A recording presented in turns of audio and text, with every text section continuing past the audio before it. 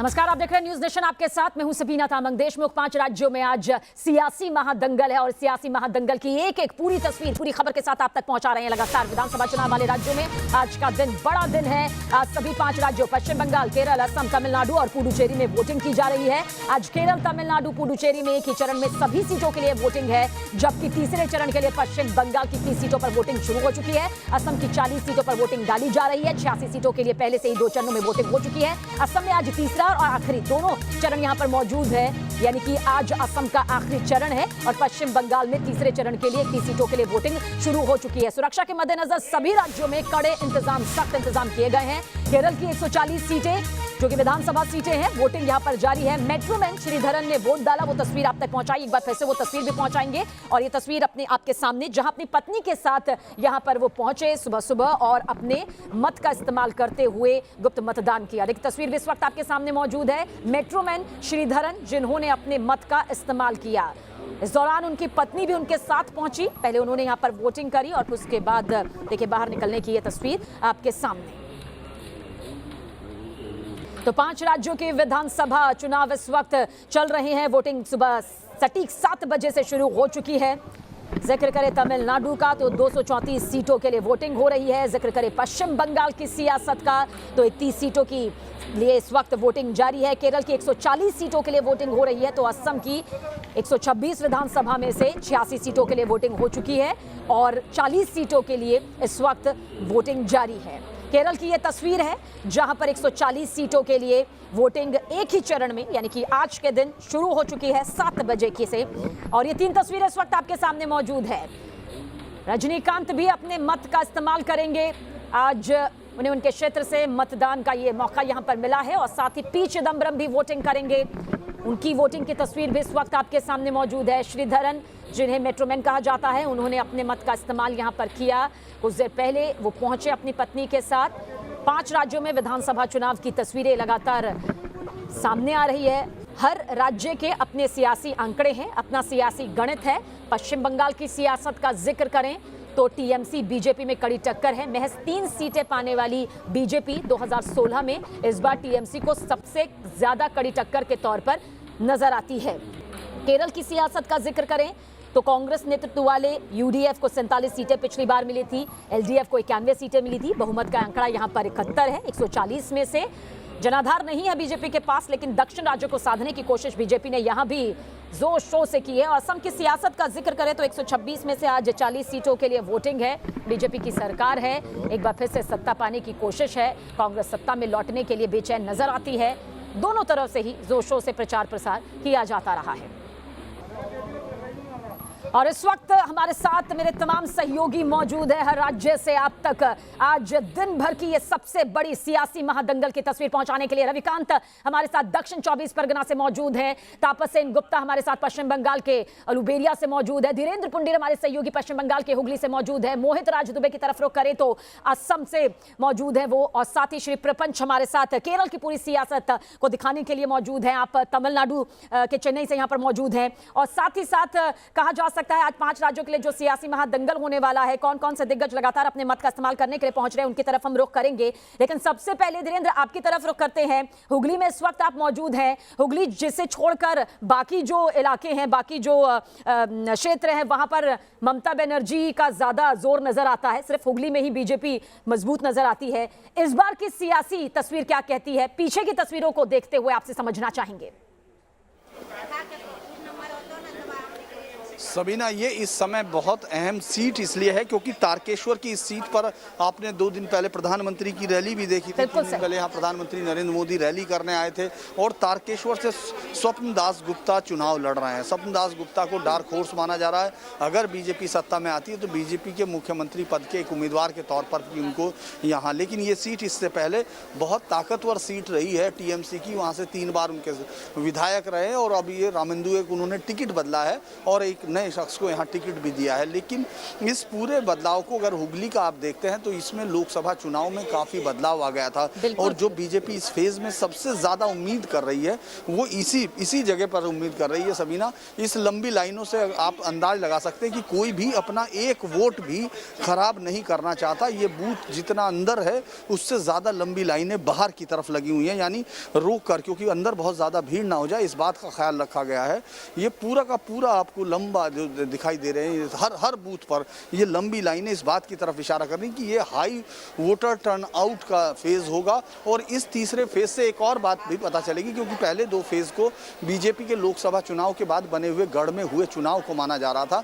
यहाँ से एक अलग से लाइन चलेगी और यहाँ जो हवा चलेगी, यानी आज से अगर हम बंगाल के चुनाव के अंदर उस फेज़ को देखने की कोशिश करते हैं जो वाकई ये बताएगा कि इसमें बदलाव कितना हो रहा है, कितनी तरफ कितनी तेजी से यहाँ जनता जो है अपना मतदान कर रही है अपनी पार्टी के हक में। ये शाम तक तय होगा कि आखिर ये हवा आगे किस तरफ बढ़ेगी। यानी बीजेपी ने जिस दो फेज की बात की थी अपने जीत की बढ़त की, जो आपने देखा होगा उन्होंने बहुत उत्साह भी बताया था, वो ये तीसरा फेज इस बढ़त को किस तरह आगे ले जाता है या इसको रोकता है, ये बड़ा इंपॉर्टेंट होगा। सभी रविकांत, आपकी तरफ रुख करेंगे क्योंकि दक्षिण 24 परगना जिसमें से 3 जिलों की 31 सीटों पर वोटिंग है, 16 सीटें तो दक्षिण 24 परगना से यहां पर सामने आती है। बीजेपी की स्थिति मजबूत नहीं रही है, इसमें भी कोई दो राय नहीं, खास करके ममता बनर्जी का ये गढ़ माना जाता रहा। और जैसे कि बातचीत के दौरान भी आपने यहाँ का पूरा सियासी समीकरण बताया, क्या जो भीड़, जो मतदाताओं की स्थिति धीरेन्द्र के पीछे हम देख सकते हैं तस्वीरों के जरिए, क्या वैसी ही स्थिति यहां पर भी नजर आ रही है? क्या कुछ सियासी समीकरण बनते हुए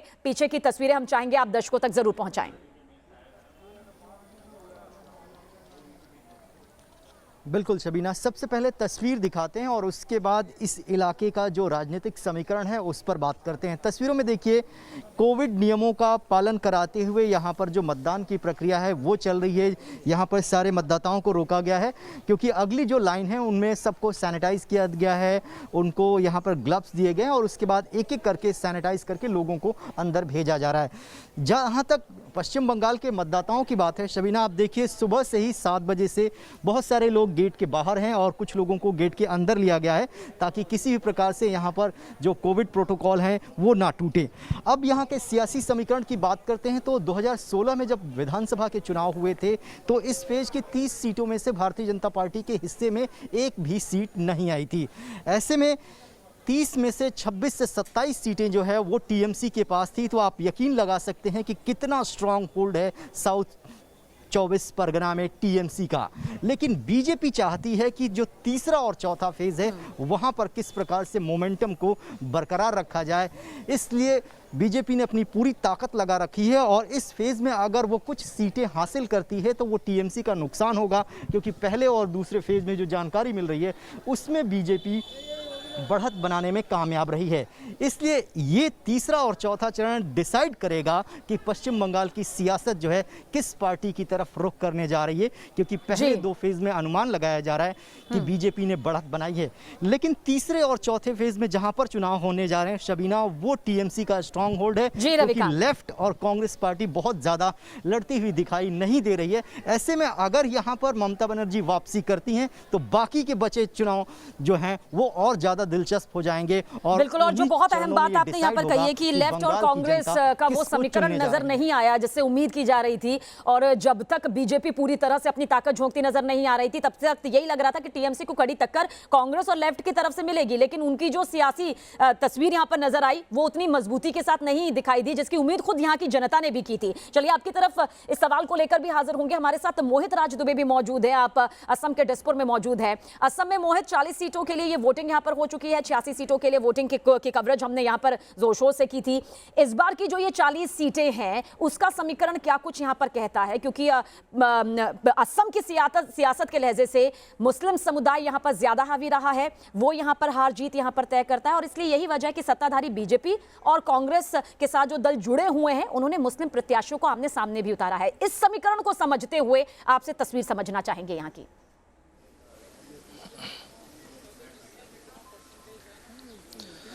देखिए सबीना, असम विधानसभा चुनाव के मद्देनजर तीसरे चरण में ये सियासी महादंगल जो है बड़ा महत्वपूर्ण है। इसलिए भी महत्वपूर्ण है क्योंकि भारतीय जनता पार्टी के गठबंधन दल और कांग्रेस के गठबंधन दलों ने पूरी ताकत लगा दी है। यूडीएफ की भूमिका यहाँ पे महत्वपूर्ण इसलिए मानी जा रही है कि मुस्लिम समुदाय इस लोअर आसाम में सबसे ज्यादा है। और इसके अलावा आपको भी बताते चले कि हेमंत बिश्व जो शर्मा है, जो भारतीय जनता पार्टी के कद्दावर नेता है, सूबे के मंत्री हैं, उन्होंने भारतीय जनता पार्टी की ओर से पूरी कमान संभाल रखी है। लगातार वो 24 आवर्स एक्शन मोड यहाँ पे दिखाई दे रहा है, मेहनत कर रहे हैं, लेकिन ये मेहनत कितना रंग लगाए तो देखने वाली बात होगी। इसके अलावा ये भी आपको बताते चलें कि 20 विधायकों की किस्मत ईवीएम में कैद हो रही है। 20 विधायक जो है चुनाव यहाँ से लड़ रहे हैं, जिसमें भारतीय जनता पार्टी के अध्यक्ष भी हैं। इसके अलावा हेमंत बिश्व शर्मा भी यहाँ से चुनाव लड़ रहे हैं। उनके सामने रोमेन ठाकुर हैं कांग्रेस के।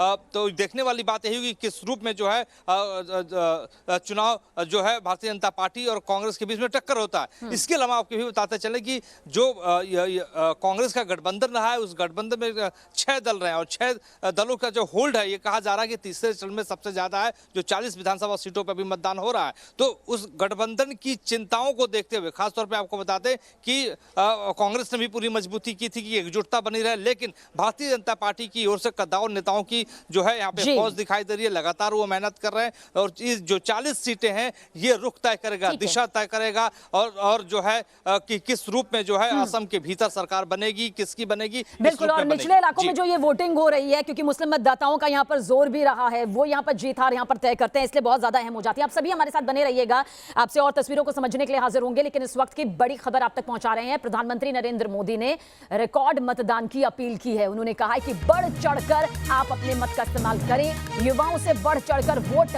करने की अपील प्रधानमंत्री नरेंद्र मोदी ने की है। कुछ देर पहले ट्वीट करके उन्होंने जनता से कहा है कि आपको मताधिकार करने का अगर यह हक मिला है तो आप वोट जरूर करें। जनता से वोट करने की अपील यहां पर की है। पीएम मोदी जानते हैं कि युवाओं की अपनी कितनी अहम भूमिका रहती है और इसी को लेकर पश्चिम बंगाल, तमिलनाडु, असम, केरल और पुडुचेरी में चुनाव हो रहे हैं। मैं सभी मतदाताओं, खासकर युवाओं से अपील करता हूं कि रिकॉर्ड संख्या में वोटिंग करें। प्रधानमंत्री नरेंद्र मोदी का रिकॉर्ड वोटिंग की अपील को लेकर यह ट्वीट यहां पर सामने आया है।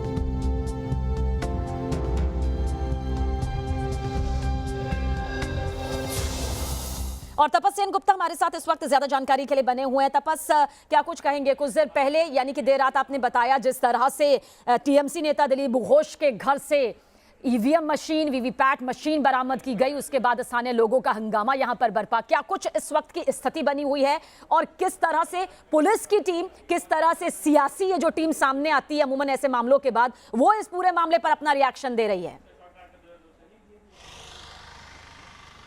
देखिए, भारी मात्रा में पुलिस तो तैनात है, लेकिन जो अपडेट हमें इस समय चुनाव आयोग से मिल रहा है कि सेक्टर ऑफिसर को इस समय सस्पेंड किया गया है। 4 ईवीएम मशीन और 1 वीवीपैट मशीन बरामद किया गया है और सेक्टर ऑफिसर ने ये माना है कि उनके तरफ से गलती हुई थी टीएमसी नेता के घर पे ये ईवीएम मशीन रखना। तो तुरंत इलेक्शन कमीशन की तरफ से कदम उठाया गया और सेक्टर ऑफिसर को सस्पेंड किया गया है। और उसके और जो 4 ईवीएम रिजर्व ईवीएम मिले थे, वो चारों रिजर्व ईवीएम को सीज किया गया और सारे पार्टियों को बताया गया है कि इन चारों ईवीएम को और वीवीपैट मशीन को किसी भी तरह से यूज़ नहीं किया जाएगा आज पूरे चुनाव के दौरान। और अगर आप स्थिति की बात करें, इस समय हम उलुबेरिया उत्तर में मौजूद है और हम जहां से बात कर रहे हैं यहाँ से तकरीबन 100 मीटर दूरी पर एक के बाद एक आवाज़ आ रही है बमबाजी की और काफ़ी लोग यहाँ पर डरे हुए हैं। थोड़ी देर पहले काफ़ी बड़ा एक फोर्स मोबिलाइज किया गया है और यहाँ के लोगों से जब हम बात कर रहे थे, कह रहे थे कि कल रात से यहाँ पर भारी बमबारी चल रही है और अभी भी जब मैं लाइव में खड़ा था तब 15 मिनट में कम से कम 6 बार बम गिरने की आवाज सुनने में आई। तो आप समझ सकते हैं बिल्कुल, ये बड़ी खबर यहाँ पर पहुंचा रहे हैं। तपस, आप हमारे साथ मौजूद रहेगा बंगाल ब्रेकिंग के जरिए। आप बता रहे हैं चंद्रपुर इलाके में किस तरह से यहाँ पर इलाके में भारी संख्या में पुलिस बल की तैनाती कर दी गई है। बमबाजी की खबर यहाँ से सामने आ रही है, तस्वीर भी आप तक पहुंचाएंगे मौके की आखिर किस तरह के हालात यहाँ पर बने हुए हैं। उलुबेरिया उत्तर विधानसभा क्षेत्र में बमबाजी हुई है, चंद्रपुर इलाके में बमबाजी की गई है। इलाके में भारी संख्या में सुरक्षा बलों की तैनाती कर दी गई है। आज पश्चिम बंगाल की सियासत में तीसरे चरण का मतदान हो रहा है। सुबह 7 बजे से ही मतदान की यह प्रक्रिया शुरू हो चुकी है, जिसमें 31 सीटों के लिए वोटिंग की जा रही है। वहीं पर चंद्रपुर इलाके की तरफ सभी की निगाहें चली गई है, क्योंकि यहां से बमबाजी की तस्वीर सामने आई है, बमबाजी की खबर सामने आई है और सुरक्षा के मद्देनजर भारी संख्या में सुरक्षा बल की तैनाती भी यहां पर कर दी गई है। और चेन्नई में श्री प्रपंच भी हमारे साथ मौजूद हैं। चेन्नई में आपकी तरफ रुख करेंगे श्री प्रपंच, लेकिन इस छोटे से ब्रेक के बाद, क्योंकि 5 राज्यों के सियासी महादंगल पर लगातार न्यूज नेशन की महा कवरेज जारी है।